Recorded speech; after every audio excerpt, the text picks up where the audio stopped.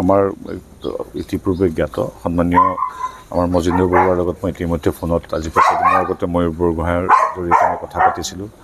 আৰু প্ৰাথমিক যিখিনি এটা পৰিয়াললৈ সহযোগিতা আগবঢ়াব লাগে ৰাজ্যৰ বাহিৰত যদি আমাৰ কোনোবা আপোন মানুহ অসমৰ মানুহ যদি পৰলোকৰ প্ৰাপ্তি ঘটে তেওঁলোকক যি মৃতদেহ অনাৰ যি ব্যৱস্থা কৰিব লাগে সেইটোত আমাৰ চৰকাৰে য'ত কাম কৰিছিলে এতিয়া পৰৱৰ্তী কথা হ'ল ন্যায় প্ৰাপ্তি পৰিয়ালে যিদৰে কৈছে যে এইটো এটা অতি সন্দেহজনক এটা কোনো ধৰণৰ তাত তেওঁলোকৰ কোনো বেলেগ কথা তেওঁলোকে শুনাই নাই তেওঁলোকে কৈছে যে এইটো এটা হত্যাকাণ্ড গতিকে তেখেতসকলৰ কথা প্ৰতি আমাৰ শ্ৰদ্ধা আছে কাৰণ এগৰাকী মাক দেউতাকেহে জানে সন্তানটো তিল তিলকৈ ডাঙৰ কৰি এনেকৈ অকালতে মৃত্যু হোৱাটো সহ্য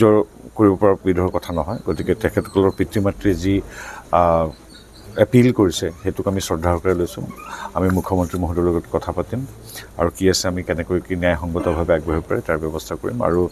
এইটো আচলতে কোৱাৰ কোনো ভাষা নাই এগৰাকী উঠি অহা অতি মেধাৱী আমাৰ নাজিৰাৰ ছোৱালী শিৱালী তাইৰ মৃত্যু আচলতে পৰিয়ালটো বুলি নহয় গোটেই বৃহত্তৰ অঞ্চলটোৰ ক্ষতি ক'বলৈ কোনো ভাষা নাই আমি এটাই আজি বিপদৰ সময়ত পৰিয়ালটোৰ ওচৰলৈ আহি আমি মুখ্যমন্ত্ৰীৰ হৈ তথা আমাৰ হৈ সমবেদনা জ্ঞাপন কৰিছোঁ আৰু এতিয়া পৰৱৰ্তী সময়ত কেনেকৈ পৰিয়ালটো বিচৰাৰ ধৰণে তেওঁলোকক সহায় কৰিব পাৰি সেইটো কাৰণে আমি চিন্তা কৰিম চৰকাৰীভাৱে পৰিয়ালটোক ন্যায় দিয়াৰ ক্ষেত্ৰত প্ৰক্ৰিয়া আৰম্ভ হ'ব বুলি আমি ক'ব পাৰোঁ নেকি এতিয়া কথাখিনি তেখেতসকলৰ পৰিয়ালত আজি মই প্ৰথম ফোনত কথা পাতি তেওঁলোকৰ খবৰ লৈছিলোঁ যদিও আজি প্ৰথমৰ কাৰণে সেই শিৱালীৰ মাক দেউতাক শ্ৰদ্ধেয় বেজবৰুৱাদা আৰু বাইদেউক লগ পালোঁ গতিকে তেওঁলোকৰ কথাখিনি শুনিলোঁ এতিয়া কথাখিনি তাৰ পৰৱৰ্তী পৰ্যায়ত পাতিম তাৰপিছত আমি আপোনালোকক জনাম আকৌ মই আহিমেই তেখেতৰ ওচৰলৈ আহি থাকোঁ যিহেতু তো গতিকে এতিয়া ক'বলৈ এনেকুৱা ঘটনা কাৰো সৈতে নঘটক সেইটোৱে আমি কামনা কৰিছোঁ আৰু ঈশ্বৰৰ ওচৰত প্ৰাৰ্থনা জনাইছোঁ য'তেই থাকক শিৱালী সদায় ভালে থাকক সেই কথা তেওঁ কৈছে মোক কথা পাতিবলৈ মানে ভাষা নাই আপোনালোকৰ লগত চৰকাৰৰ লগতে ময়ো আপোনালোকৰ সমবেদনা জ্ঞাপন কৰিছোঁ কৈছে আৰু দৰখাস্তখন আজি তেওঁৰ হাতত অৰ্পণ কৰিলোঁ তেওঁ মানে কৈছে যে মই মুখ্যমন্ত্ৰীৰ লগত আলোচনা কৰি কি হয় কি নহয় আকৌ এদিন আহি পেলাই নিজ মুখে মই আপোনালোকক জনাম আপোনালোকে চৰকাৰলৈ আহ্বান কি জনাইছে আমি চৰকাৰলৈ এইটোৱে আহ্বান জনাইছোঁ যে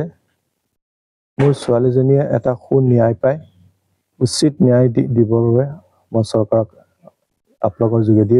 হেৰি কৰিছোঁ গুজৰাট আৰক্ষীৰ স্থিতি কি আছিল গুজৰাট আৰক্ষীয়ে তেওঁলোকে কোনো ৰেছপণ্ডেই নকৰিলে আজিৰ ডেটলৈকে মানে কোনো ৰেছপণ্ডেই নাই আৰু এজাহাৰখন তেওঁলোকে ৰেজিষ্টাৰো নকৰিলে আৰু দুদিনৰ পাছতে তেওঁলোকে ফোন কৰি কৈছে যে আমি একো ক্লু নাপালোঁ আপোনালোকে বেলেগ এখন এজাহাৰ দিয়ক তেওঁলোককে সোধা হ'ল কি বুলি লিখা হ'ব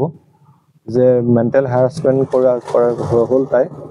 মেণ্টেল হেৰাছমেণ্টৰ ফলত তাই মানে